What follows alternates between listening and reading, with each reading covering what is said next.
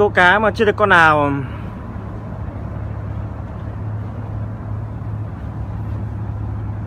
Chỉ cần 1,2 m.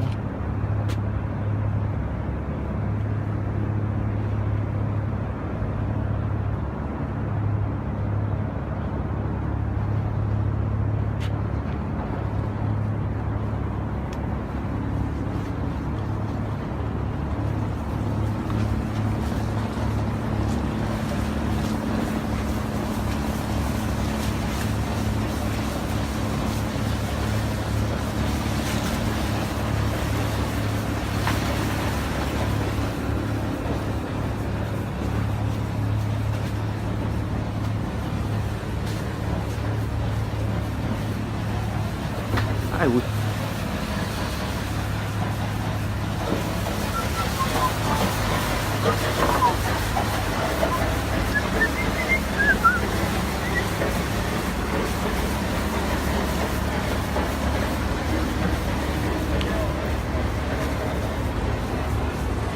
Ồ, trong nhà có con chim bè trong nhà các bạn ạ. Xử lý chú chim bè thế nào đây?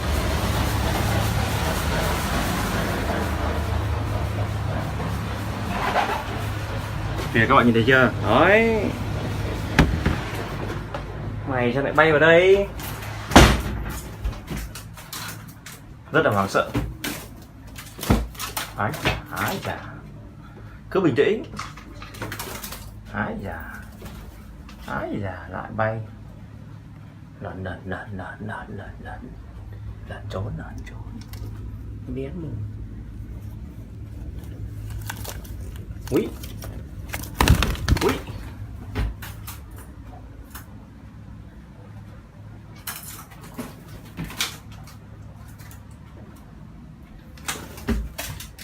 Ngoan là bắt để thả bay cho về tự nhiên nhá.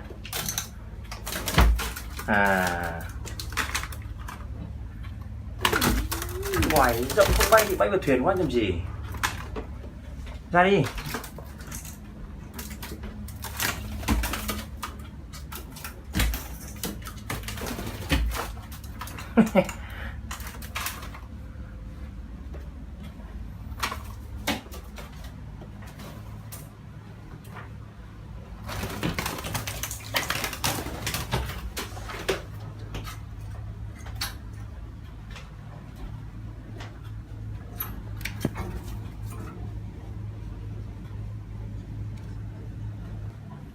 Sau một hồi rượt đuổi túm được chú chim.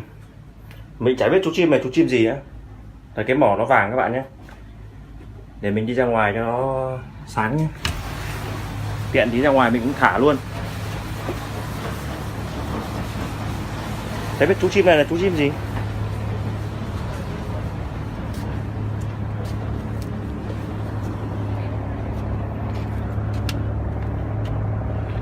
Đây các bạn, chiếc mỏ nhé, cho các bạn xem cánh luôn xem là nó là chim gì nhé.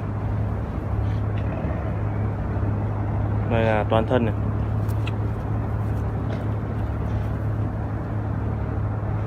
cánh này, mỏ này. Và nhà mình phóng sinh nhé. Tiếng kêu này quen. Bay đi.